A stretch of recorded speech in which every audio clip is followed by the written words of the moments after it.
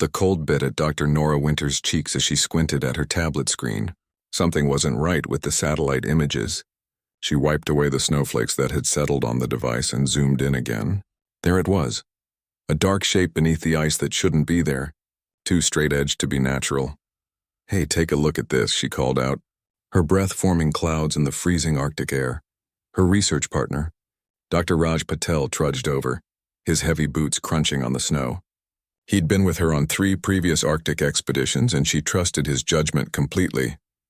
"What am I looking at?" he asked, pulling down his face mask. "I'm not sure, but it's big, maybe 900 feet long, and it's definitely not a rock formation." Nora pointed to the outline barely visible on the thermal imaging scan. The heat signature is different from the surrounding ice.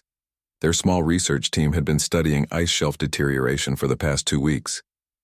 The discovery of something this large and unnatural wasn't just unexpected, it was impossible.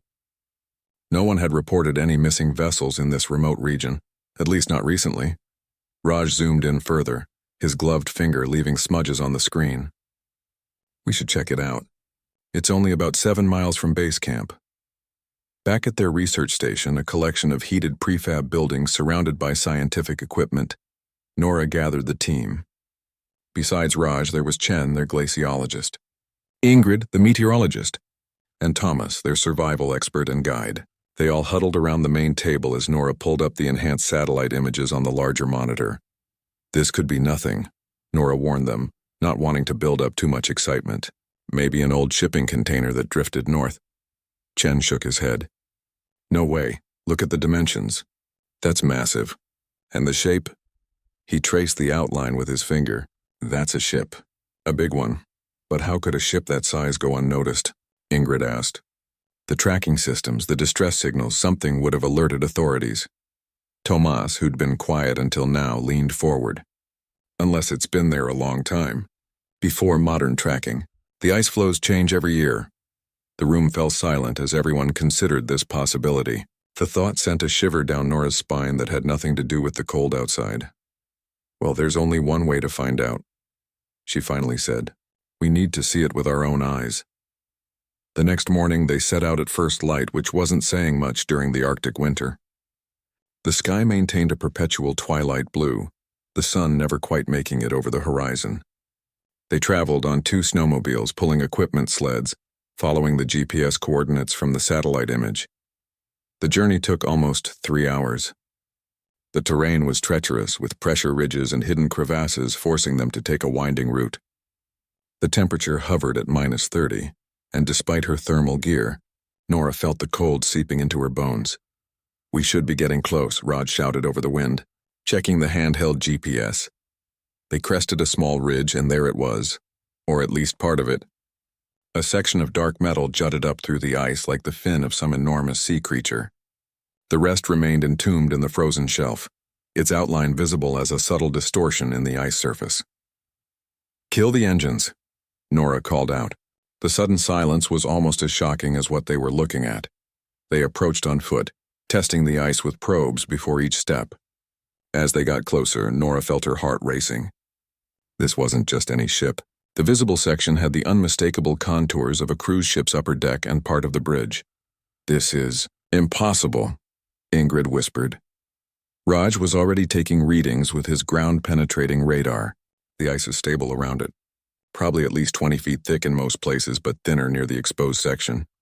Thomas pointed to where the ship broke through the surface. "We can get in there. That opening leads to the bridge or an upper deck." "Hold on," Nora said, pulling out her satellite phone. "We need to report this first. This is way beyond our research parameters." But when she tried to call, all she got was static. The aurora activity was interfering with the signal, a common problem in these latitudes. They'd have to wait until they returned to base camp to alert authorities.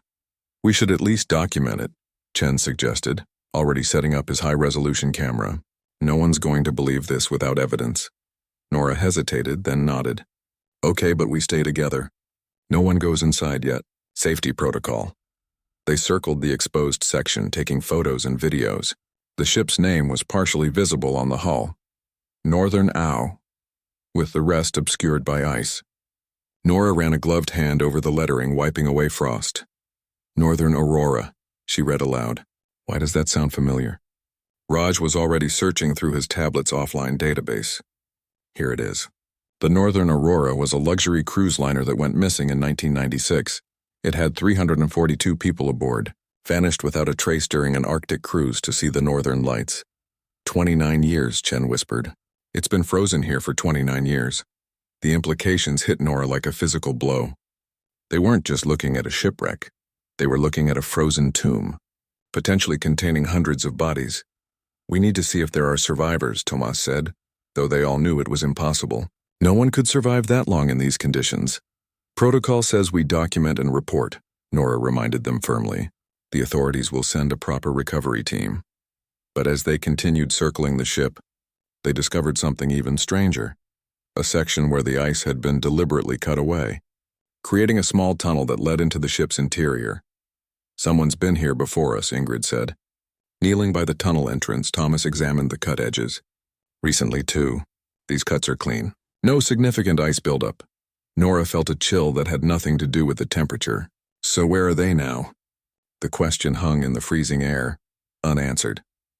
Against her better judgment, Nora decided they needed to check for any signs of recent human activity. If someone was stranded inside or had left equipment behind, it could be critical information for the rescue authorities.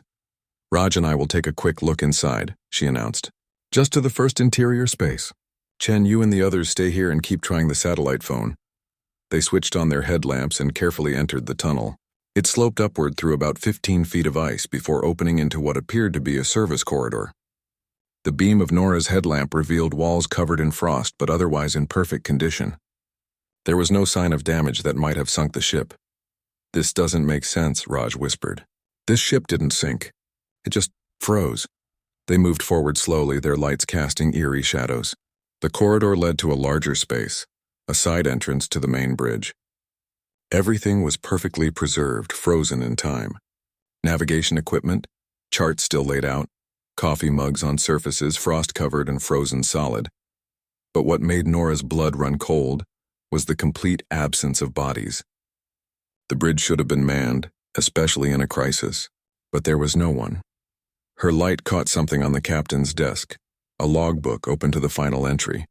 She brushed away the thin layer of ice crystals covering the page and read aloud, March 17, 1996. 2342. Unknown lights observed on port side. Captain investigating. Unusual electromagnetic readings. All systems functioning normally but compass spinning wildly.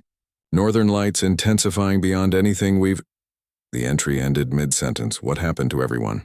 Raj asked, his voice barely above a whisper. Before Nora could answer, a low hum began to emanate from somewhere deep within the ship. The sound grew louder and the frozen instruments on the bridge suddenly flickered with power. That's not possible, she gasped. There's no way the electrical systems could still work. As if in response, the room was suddenly bathed in a soft green glow. Not from the ship's lights, but from outside. Through the frost-covered windows, they could see the northern lights had intensified dramatically, pulsing directly above the ship. We need to get out of here, Nora said, already backing toward the exit. Now! As they turned to leave, her light caught something else. A door leading deeper into the ship. It was slightly ajar, and beyond it, impossibly, came the sound of music and laughter. Nora and Raj exchanged looks of disbelief. Against every scientific principle they knew, against common sense itself, it sounded like there were people aboard, alive and well after 29 years trapped in the ice, and they were about to discover what had really happened to the passengers and crew of the Northern Aurora. Nora grabbed Raj's arm, pulling him back toward the corridor they'd entered through. The sounds of laughter and music grew louder, floating through the frozen ship like ghosts from the past. This isn't right, she whispered. There's no power source that could last 29 years. Raj nodded, his face pale in the glow of their headlamps. Maybe it's other explorers? Someone could have reached the ship before us, but they both knew that was unlikely. They hadn't seen any other vehicles or equipment outside, and the satellite images hadn't shown any human activity in the area for months. As they reached the ice tunnel leading back outside, Nora's radio crackled to life. Shen's voice came through, distorted but understandable. Nora, you need to get back here now. Something's happening with the northern lights. They hurried through the tunnel and emerged into a changed world. The sky above had transformed into a swirling vortex of green and purple light, focused directly above the ship like a spotlight from the heavens. The rest of their team stood staring upward, faces bathed in the eerie glow. "I've never seen aurora activity like this," Ingrid said, her voice filled with wonder and fear. "It's not natural." "The electromagnetic readings are off the charts," Chen added, showing Nora his handheld device. "It's interfering with all our equipment." Thomas pointed at their snowmobiles. "We should leave now," Nora hesitated. As a scientist, every cell in her body wanted to stay and document this unprecedented phenomenon. But as the team leader, she was responsible for everyone's safety. "Pack up. We're heading back to base camp to report what we found," she decided. "We'll come back with proper authorities and equipment." As they loaded their gear onto the sleds, a new sound cut through the Arctic silence, the low, resonant blast of a ship's horn. They all froze, turning toward the northern aurora. There was no mistaking the sound. It had come from the frozen vessel. "That's impossible," Raj whispered. "The systems can't be operational after all this time in the ice." Before anyone could respond, a beam of light shot out from the ship's bridge, cutting through the twilight and illuminating the ice field around them. It swept across the snow until it found them, fixing them in its spotlight. "Move!" Nora shouted. But it was too late. The ice beneath their feet shuddered. A deep cracking sound echoed across the landscape as fissures spread outward from the ship, like a spider's web. The northern aurora was breaking free from its icy prison. They scrambled toward the snowmobiles, but the shifting ice made it nearly impossible to keep their footing. Chen slipped and slid toward a widening crack. Thomas lunged forward, grabbing his collar just before he fell into the dark water below. "The ice shelf is breaking apart," Ingrid yelled, pointing to where one of their snowmobiles was now teetering on the edge of a newly formed ice floe. Nora made a split-second decision. "Back to the ship. It's the only solid ground." They ran toward the northern aurora, jumping across smaller cracks and helping each other over the increasingly unstable terrain. Behind them, their equipment and one snowmobile disappeared into the freezing water as the ice continued to fracture. The ship was moving now, rising from the ice like a creature awakening from hibernation. As they reached the exposed section of hull, they found that the ice tunnel had collapsed, leaving them no way inside. "Over here," Raj called out, pointing to where the shifting ice had exposed a new opening. A small service door on the lower deck. One by one, they climbed inside, Thomas pulling the door shut behind them just as a wave of seawater washed over the spot where they'd been standing. They found themselves in a narrow utility corridor, dripping wet and gasping for breath. "Is everyone okay?" Nora asked, counting heads with her flashlight. All 5 were accounted for, shaken but unharmed. "What's happening?" Chen asked, teeth chattering from the cold and fear. "Ships don't just wake up after being frozen for decades." "We need to find the bridge," Nora said. "If the ship's systems are somehow active, we might be able to use the radio to call for help."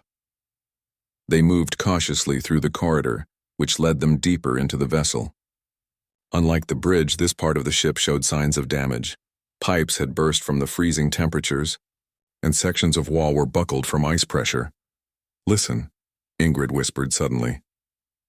The music they'd heard earlier was clearer now, a waltz playing from somewhere above them. And with it came the undeniable sounds of a party, clinking glasses, conversation and laughter. "There are people on board," Thomas said, stating what they were all thinking but afraid to acknowledge. They found a stairwell and began climbing toward the sound. Each deck they passed showed the same eerie scene, perfectly preserved spaces with signs of sudden abandonment. A kitchen with meals still laid out for preparation. A casino with cards dealt and chips stacked. A swimming pool, the water frozen solid with toys floating on the surface but no people. Not a single body or sign of what had happened to the passengers and crew. As they reached the main deck, the music grew louder. It was coming from behind a set of ornate double doors marked Grand Ballroom. A soft golden light spilled out from underneath. "We should be careful," Raj warned. "We don't know who or what is in there." Nora nodded, but she knew they had little choice. The ship was their only shelter now, and whoever was controlling it might be their only hope of survival. She pushed the doors open. The sight that greeted them defied all logic and reason. The Grand Ballroom was alive with activity, but not in the way they had expected. There were no people, at least not in the physical sense. Instead, the room was filled with what could only be described as projections or holograms, ghostly figures dancing and socializing as if attending a grand party from 1996. The figures moved through each other and through the solid objects in the room, leaving no footprints in the thin layer of frost that covered the floor. They were semi-transparent, glowing with the same unearthly light as the aurora outside. "They're not real," Chen whispered. "They can't be." In the center of the room stood a man in a captain's uniform, seemingly more solid than the others. He turned as they entered, his face registering surprise then recognition. "Ah, visitors at last," he said, his voice sounding distant yet clear. "We've been waiting for someone to find us." Nora stepped forward, struggling to comprehend what she was seeing. "Who are you? What happened to the Northern Aurora?" The captain smiled sadly. "I am or was Captain Richard Blackwood. As for what happened," he gestured around at the phantom passengers, "we're still trying to figure that out ourselves." "But you disappeared 29 years ago," Raj said. "How can you be here?" 29 years? The captain looked genuinely shocked. "For us, it's been only a few hours since the lights appeared." As he spoke, the ship shuddered around them. Through the ballroom windows, they could see they were now completely free of the ice, floating in open water. Above them, the aurora had formed a perfect spiral, its center directly over the ship. "It's happening again," Captain Blackwood said, his form flickering like a bad television signal. "The aurora. The time slip. You need to find the device before it's too late." "What device?" Nora asked. "What time slip?" But the captain and all the phantom passengers were fading, their voices becoming distant echoes.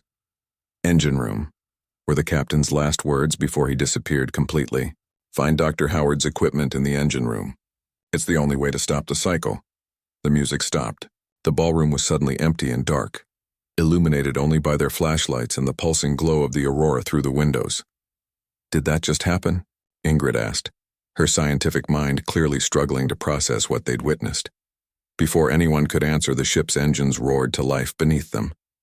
The Northern Aurora was moving under its own power, heading toward the heart of the spectral storm above. "We need to get to the engine room," Nora said, already moving toward the exit. "Whatever explanation there is for all this, that's where we'll find it." As they rushed through the ship's corridors, a new understanding began to dawn on her. This wasn't just a lost vessel. It was something much stranger. A ship caught between times, and they were now trapped aboard it. The ship groaned around them as they made their way toward the lower decks. With each passing minute, the Northern Aurora seemed to come more fully to life. Lights flickered on in corridors, heating systems hummed, and the steady vibration of engines traveled through the floor beneath their feet. "This doesn't make any sense," Chen muttered as they descended a stairwell. "Even if the engines somehow survived being frozen, there's no way they'd have fuel after all these years." Nora shared his disbelief, but the evidence was undeniable. The ship was moving, cutting through the Arctic waters under its own power. Outside the portholes they passed, she could see the swirling lights of the aurora reflected on the dark waves. "The captain mentioned Dr. Howard," Raj said, trying to keep his scientific mind focused on facts rather than the impossible situation they were in. "There might be records of who that is and what they were doing on this ship." They reached a door marked "Crew Only" that led to a service corridor. Thomas pushed it open, revealing a steep set of metal stairs descending into the belly of the vessel. "Engine room should be all the way down," he said, shining his flashlight into the darkness below. As they climbed down, the temperature rose noticeably. By the time they reached the bottom, they were sweating inside their Arctic gear. "It's like a furnace down here," Ingrid said, unzipping her heavy coat. The engine room was a vast space filled with massive machinery, all of it humming with power. Enormous turbines spun, gauges flickered, and steam hissed from pipes. But what caught their attention immediately was the section that didn't belong on a cruise ship. In the center of the engine room, a circular platform had been installed. On it sat what looked like scientific equipment, control panels, monitors, and at the very center a device unlike anything they'd ever seen.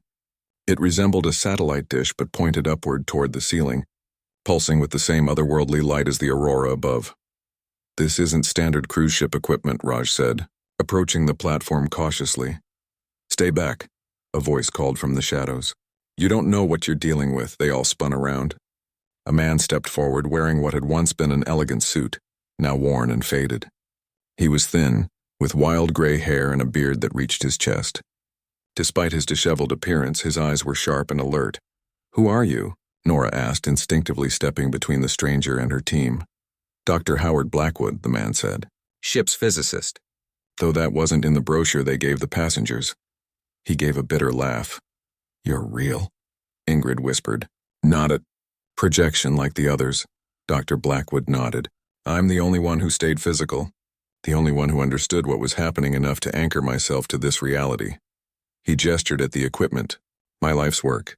My terrible mistake. Oh, what is all this?" Nora asked, her scientific curiosity overcoming her caution. "A temporal displacement field generator," Dr. Blackwood said matter-of-factly, as if explaining something as simple as a coffee maker. "It was supposed to be a small experiment. Use the unique electromagnetic properties of the aurora to create a tiny bubble of slowed time. Just enough to prove my theories. But something went wrong," Raj guessed. Dr. Blackwood's face darkened. "The aurora that night was stronger than anything recorded in history. When we activated the device, it didn't just slow time, it knocked the entire ship out of temporal sync." He ran a hand through his tangled hair. "One moment everyone was enjoying the cruise. The next, they were caught between moments, existing as energy rather than matter. The projections we saw," Chen said, understanding dawning on his face. "They're not dead," Dr. Blackwood insisted. "They're just paused, trapped between 1 second and the next. They don't even know it's happened. For them, the party never stopped." Thomas, who had been examining the equipment, looked up. "And the ship breaking free from the ice? The engine starting?" "It's all part of the cycle," Dr. Blackwood explained. "Every 29 years, when the aurora reaches the exact same pattern, the field weakens. The ship partially reconnects with normal time. But then the cycle repeats and everything gets reset. The ship returns to the ice, waiting for the next cycle." "How many cycles have there been?" Nora asked. "This is the first I've witnessed fully," Dr. Blackwood said. "I've spent most of the time in a sort of half-existence myself. Conscious but not fully here. When you arrived, it seemed to help anchor me completely." A loud alarm suddenly blared through the engine room. Red warning lights began flashing on the control panels. "What's happening?" Ingrid shouted over the noise. Dr. Blackwood rushed to the controls, his fingers flying over the keyboards. "The field is destabilizing. It's happening faster this time." He looked at them, his eyes wide with fear. "Your presence has disrupted the cycle. The ship is phasing in and out of normal time too quickly." On a monitor above the controls, they could see the deck of the ship. Passengers flickered in and out of existence. One moment solid and real, the next transparent and ghost-like. Their faces contorted in confusion and terror. "They're becoming aware of what's happening," Dr. Blackwood said, his voice cracking with emotion. "After all this time trapped in that moment, they're finally waking up. Can you stop it?" Nora asked, feeling a growing sense of urgency. "No, but I might be able to reverse it." Dr. Blackwood pointed to a large red lever on the control panel. "This can shut down the field completely. It should return everyone to normal time. Then pull it," Thomas urged. Dr. Blackwood shook his head. "It's not that simple. If I pull it now, we'll all return to 1996.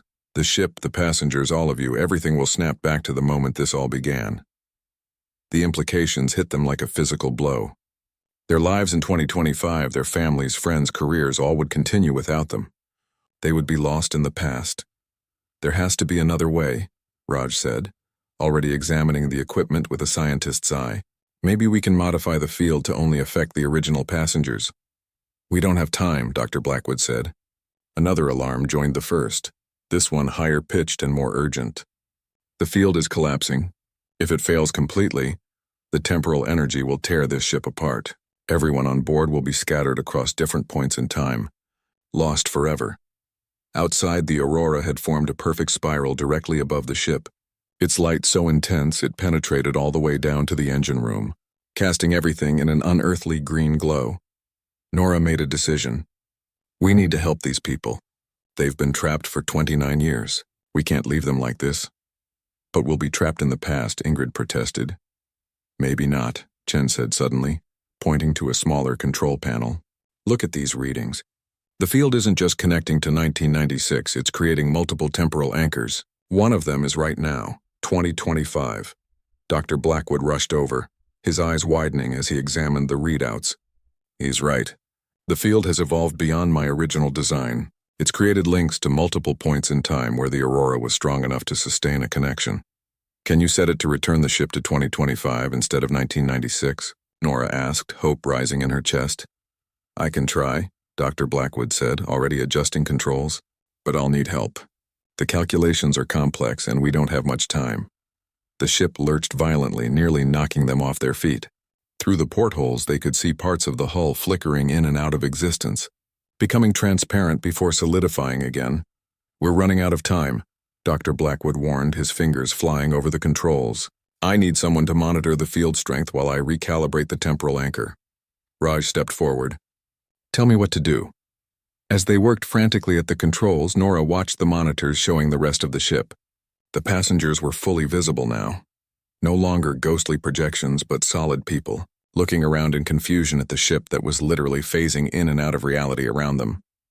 It's working, Chen called out, pointing to another monitor. The temporal signature is aligning with 2025. Dr. Blackwood nodded, sweat pouring down his face as he made final adjustments. It's now or never. He looked at Nora. You should know I can't guarantee what will happen. We might save everyone or do it, Nora said firmly. Dr. Blackwood took a deep breath and pulled the lever. The world around them exploded into light. The light was blinding, forcing Nora to shield her eyes.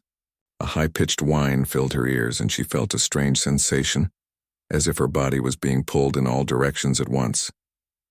The ship shuddered violently beneath her feet. Then, as suddenly as it had begun, everything stopped. The silence that followed was almost as shocking as the chaos that had preceded it. Nora slowly lowered her arm from her face and opened her eyes. They were still in the engine room, but everything had changed. The strange equipment on the platform was now dark and inactive.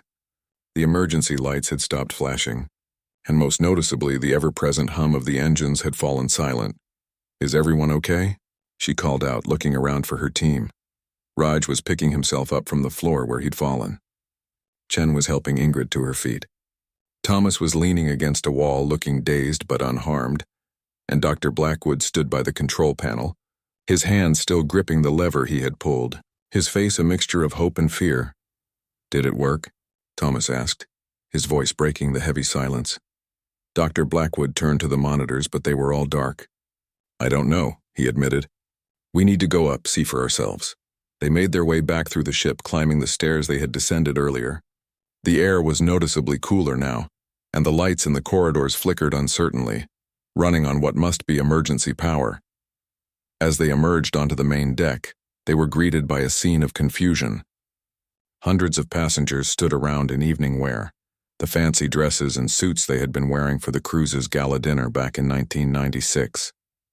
They looked confused, frightened, talking in panicked voices and pointing at the sky. Nora followed their gaze upward and gasped.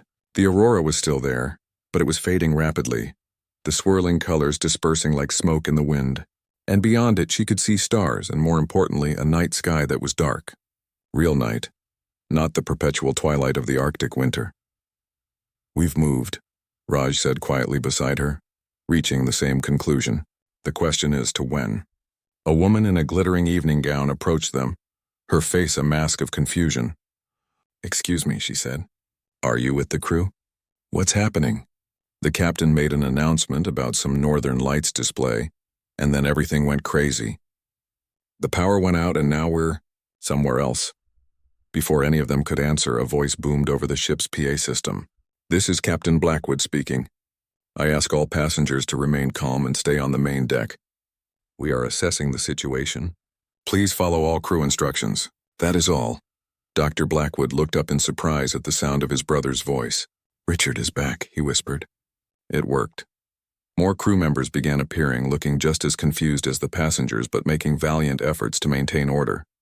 They guided people to seating areas and began distributing blankets from emergency supplies. We need to find the bridge, Dr. Blackwood said. My brother will need to know what happened. As they made their way through the crowd, Nora noticed something about the passengers that sent a chill down her spine. Despite their confusion, they all looked perfectly healthy. There was no sign that they had been frozen in time for 29 years. Their clothes were pristine, their hair styled as if they had just prepared for a fancy evening out. When they reached the bridge, they found Captain Blackwood bent over navigation equipment, his face drawn with concern. He looked up as they entered, his eyes widening at the sight of his brother. "Howard, what have you done?" he demanded.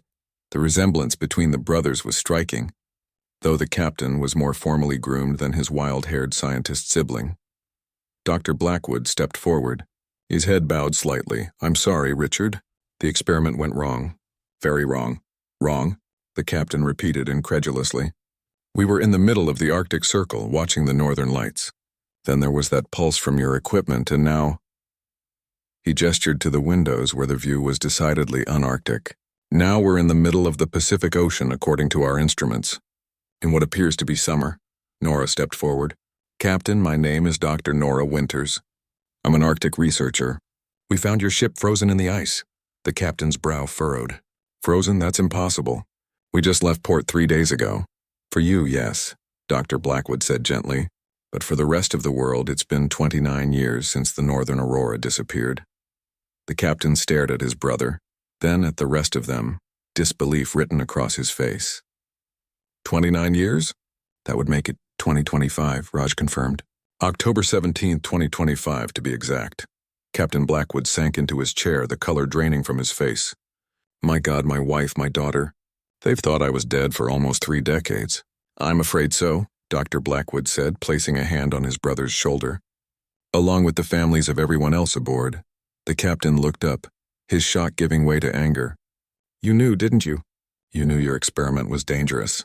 That's why you insisted on having it done on a cruise ship in the Arctic, away from prying eyes." Dr. Blackwood didn't deny it.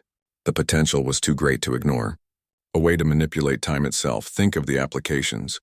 "But I never intended—" His voice trailed off.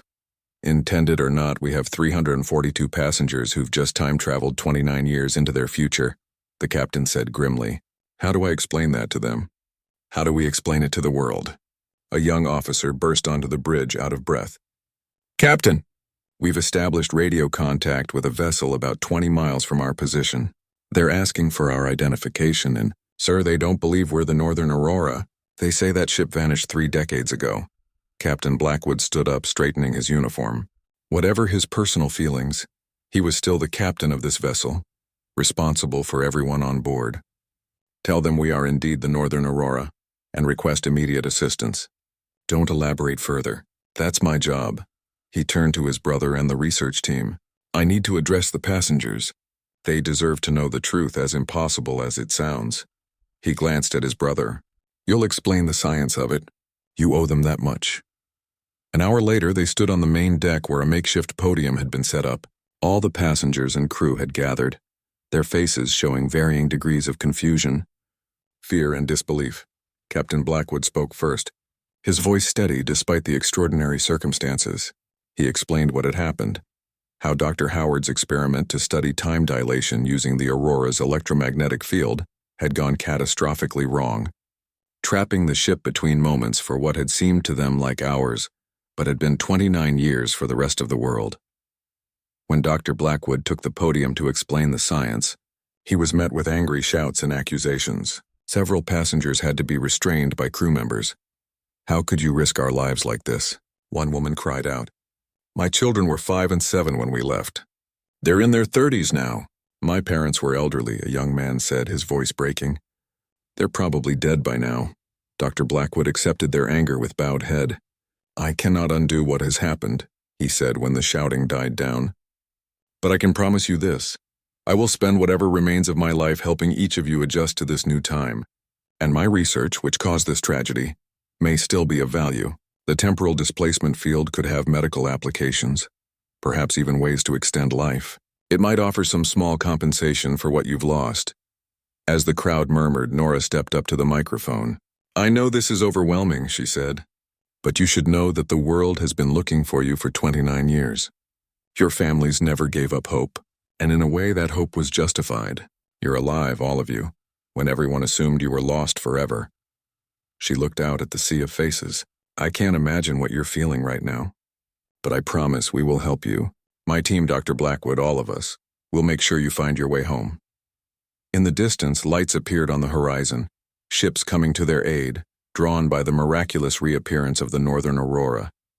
News helicopters would soon follow, as the world learned that the famous ghost ship of the Arctic had returned with all passengers and crew alive. Later, as the first rescue ship pulled alongside, Nora stood at the railing with Raj and the others, watching as officials came aboard, their faces showing the same disbelief that had greeted every part of this impossible story. "What happens now?" Chen asked quietly. "Now," Nora replied. "We help these people find their way back to a world that's moved on without them, and we make sure nothing like this ever happens again." She looked back at the temporal device now being guarded by crew members. Such power to step outside of time itself was both miraculous and terrifying. In the wrong hands, it could be catastrophic, but perhaps used wisely, it might someday help rather than harm.